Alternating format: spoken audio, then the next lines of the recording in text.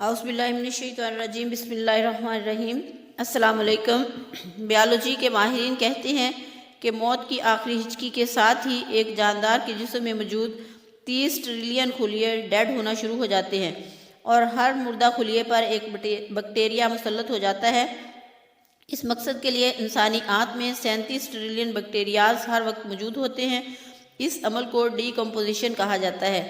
یہ بیکٹیریاز مردہ سیل کو چیر پھاڑ کر رکھ دیتے ہیں اور کاربوہائیڈریٹس، لپڈ اور پروٹین کو بدبو آور گیسز میں تبدیل کرنے لگتے ہیں۔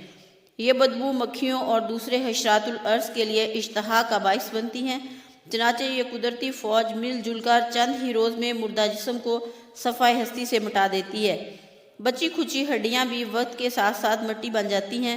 یہ وہی جسم ہے جسے صبح سے شام تک سنوارا جاتا ہے، کھلایا پلایا جاتا ہے۔ جو چیز باقی بچتی ہے اور جس تک کسی بیکٹیریا حشرات کی پہنچ نہیں، وہ روح ہے۔ یہ وہی روح ہے جسے صبح سے شام تک تڑپایا جاتا ہے اور بھوکا رکھا جاتا ہے۔